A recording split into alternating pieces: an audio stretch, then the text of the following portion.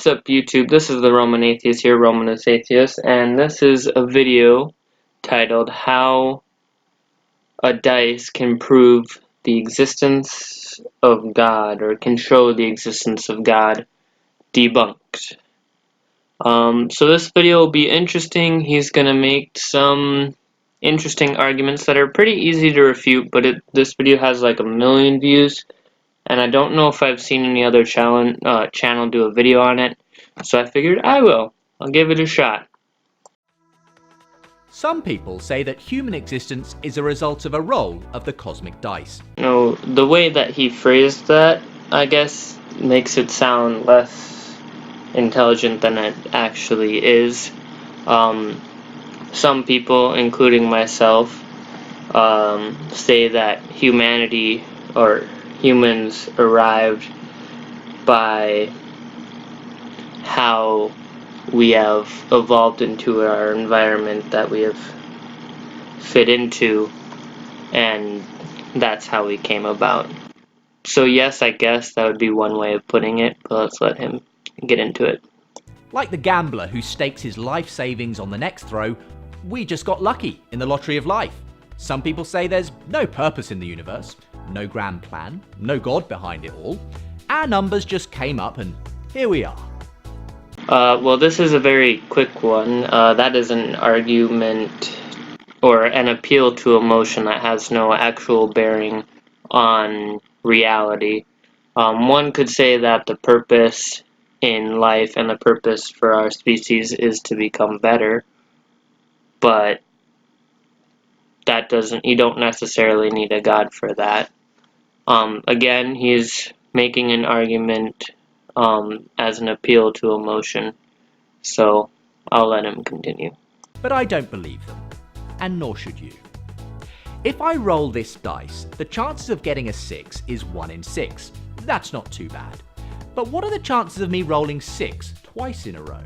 Well, the odds get longer. It's 1 in 6 times by 1 in 6. That's 1 in 36. So I'd have to be pretty lucky to get 2 6s in a row. In statistics, 1 in 36 isn't that low of a chance when it comes to the numbers that he's going to bring up in the future, and saying that you have to be pretty lucky for 1 in 36 to happen is kind of might be a little disingenuous when you compare it to the numbers that he will bring forth later. And I haven't actually checked the other numbers that he brings up, but that's not the point of this video. Now, every time I add the chances of rolling another 6 in a row, the odds go up exponentially, and it gets even more unlikely. Now, what if I rolled this dice 70 times, and every single time I got a 6? Okay, that's pretty unlikely, but it's possible, right? Well, in fact, the chances of rolling a 6 70 times in a row are around 1 in 10 to the 55. That's a 1 with 55 zeros after it. Now, just to put that in perspective, how long would I have to stand here rolling this dice, allowing about 5 seconds per roll, before hitting that lucky streak and rolling 76s in a row? Well, I had a mathematician friend work it out for me. On average, you would have to continually roll this dice for 100 trillion, trillion, trillion, trillion, trillion, trillion, trillion, trillion, trillion, trillion years before your numbers come up. That's a long time. What if you applied that thinking to us?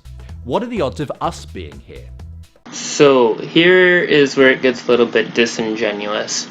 Since we are the only intelligent species to the level of species that we know of currently in our universe, or at least in our universe, we don't know of anything else that is at our level of intelligence currently. So with that in mind, we actually have almost no way of accurately creating a probability of our existence because we have nothing to compare it to. When he brings it up into the universe, which he will pretty quickly, we have only our universe as observed. So again, we don't actually know the actual probability of those things happening, and that's why this video is fairly easy to debunk. But I'm gonna let him get through it and point out other stuff that he makes wrong, and probably say this again once or twice, because just gotta hammer it home. Now, the odds of rolling 76s in a row, 1 in 10 to the 55, as it happens, those are the same odds of something called the expansion rate of the universe being just right for the existence of us here today. So first, I would like a source on that. I did a little bit of research and I didn't find the chance of the universe existing the way it is right now, what the probability of that was, because I don't think that exists, because we only have one universe and we have no way of creating an accurate probability model when you only know of one outcome, if that makes any sense. Sorry, let me clarify. I don't mean you can't get a... I'm going to rephrase that.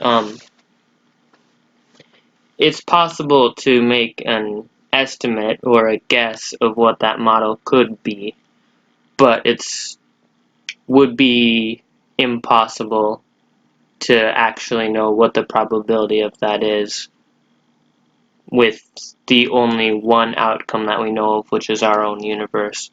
So we don't exactly know what would happen if these things were different, but I'll let him continue. From the moment of the Big Bang, when our universe began to rapidly expand, the rate of that expansion was exquisitely finely balanced. Any faster, and the universe would have expanded too rapidly to allow the formation of chemicals, atoms, stars, and galaxies. Any slower, and the universe would have collapsed back in on itself. Now, I just double-checked his video, and he, like I said, doesn't have any sources under his video for any of these claims. So even if we take his word at face value, we don't even know if it's possible for the universe to be able to expand faster or slower, because we don't have a direct understanding of how it happened. We just know it did happen. There's so much that we don't know in this situation.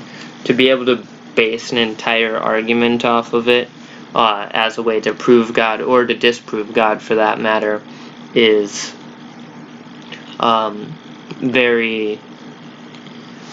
isn't a good idea. When your argument is reliant on not a theory in science is very good, and this is a theory, but on something we don't have concrete evidence for how it happened, or all the rules involved in this happening, it makes it fairly more difficult to understand the possibilities, especially when it comes to probability, if that makes any sense.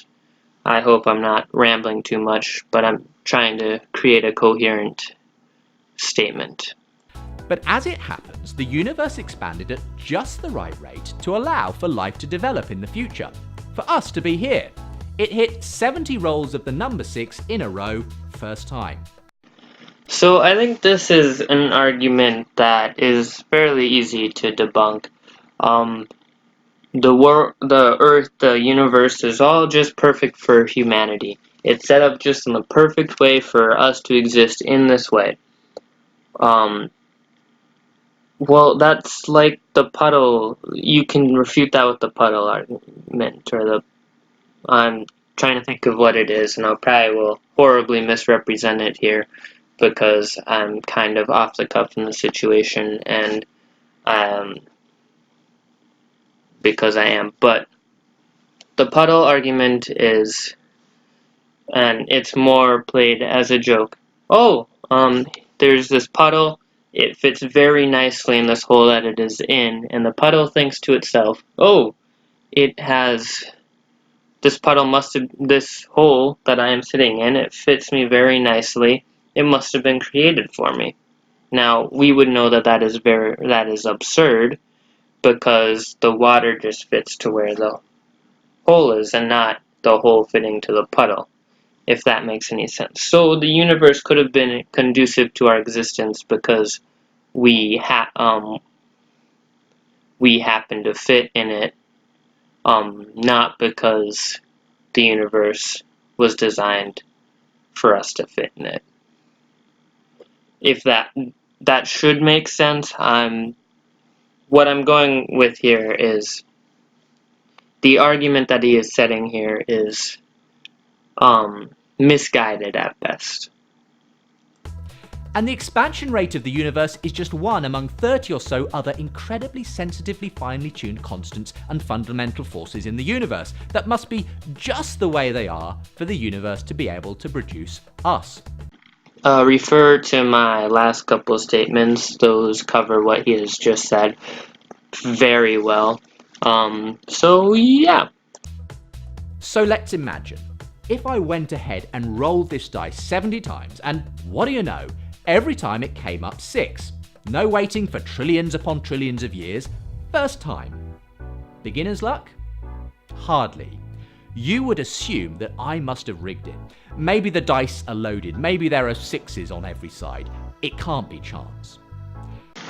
Correct. I might be a little skeptical if that happened, but I would then look at your dice, investigate it, look into it.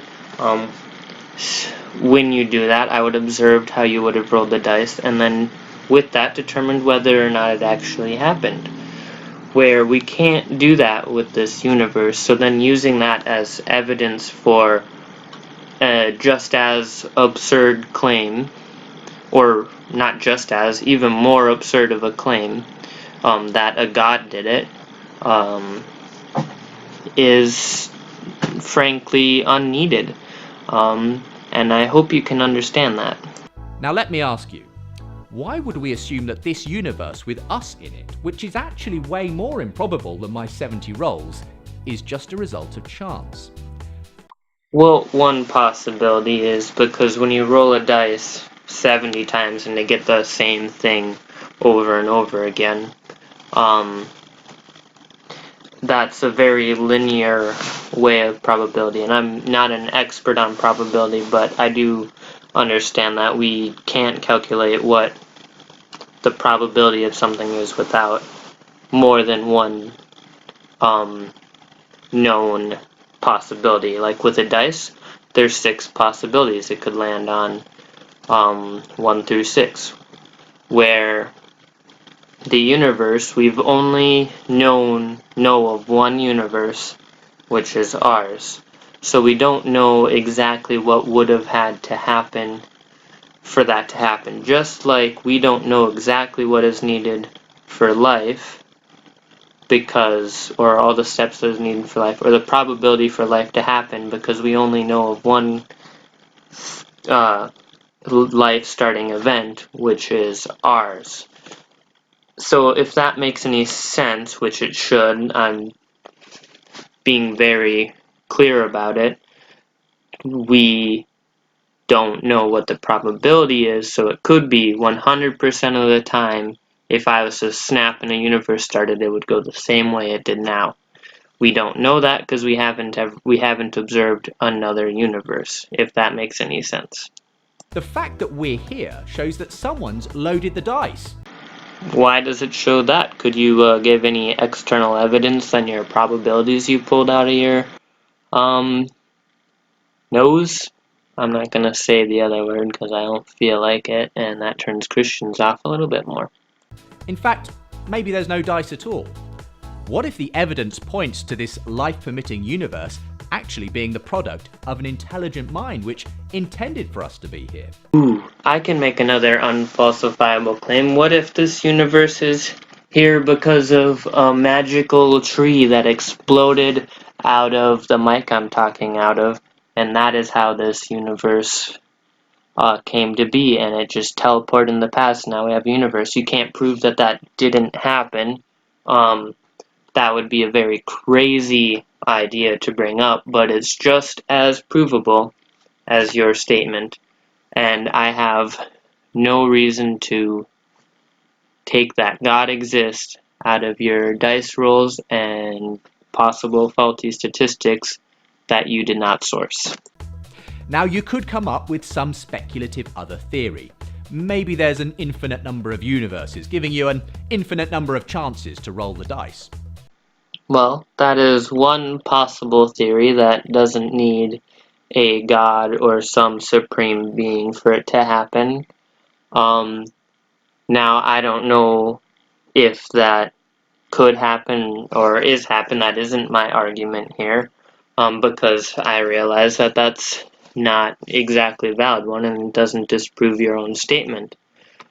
But since we can only observe our own universe, we have no way of actively knowing what the actual possibilities are, so formulating an argument off of that event, we don't really have any understanding of what could it be, and it's like the 5th time I've said this in this video, and this video is like 16-17 minutes long. Maybe. But we don't have any scientific evidence for it. Correct, we don't have any scientific evidence for a great multiverse, but we also don't have scientific evidence for your God either. You're just basically doing a special pleading fallacy in this situation. If you don't know what that is, a special pleading fallacy is when you make a statement where you need scientific, in this guy's case, you say, oh, we don't have scientific evidence for this one thing, so therefore we can't necessarily say that that is the actual possibility. But then you turn around and say, I don't have scientific evidence for this God, I have these statistics that could prove that it is a possibility that God exists, and it also fits with this other proposition, but my statement is, oh, God exists. That is a form of special pleading, and because it's a logical fallacy, and is disputing this point that I didn't bring up, but other people have and will most likely in this video. So if you're hanging your hat on that possibility, then you're every bit as much committed to a faith position as the person who says God was behind it. So what makes the God position better than the multiverse position then? Because you're saying they're based on the same thing. So yes, I could make the same video as you, hold up a dice and say this is evidence for the multiverse. And I could, when multiverse would come up, I could say God instead, and it would be the exact same video. The only difference is, one has more of a following under like the entire world, basically. That is the only difference between why the multiverse is proven by dice and why God is proven by dice. Anyway, he's got a little bit left in his video, so I'll let him finish up. Believing in God isn't a delusion. It's a perfectly reasonable conclusion when we look at the fingerprints on our universe. And this is where that special pleading fallacy comes in. I did say I'd let him finish, and I will, but this kind of irked me the wrong way a little bit. Let's see. God, now I'm blanking on my own argument.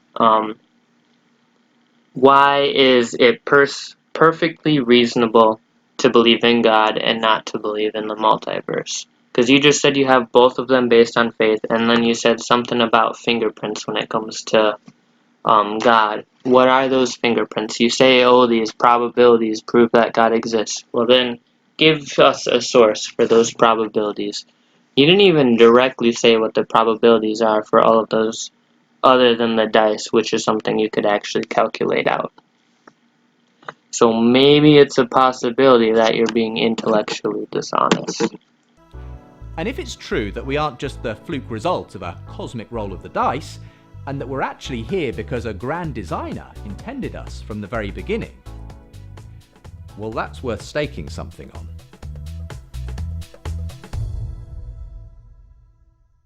Is it? Why is that something worth staking on than the goal of finding truth wherever it comes from? Which is, I guess, my position in general in the situation. why is your beliefs better than mine, or why is yours more logical than the multiverse as a possibility? Now I won't argue for the multiverse. I do find it very intriguing, and I may someday, if I find more evidence to believe it, which I haven't, which is also why I'm skeptical of a God.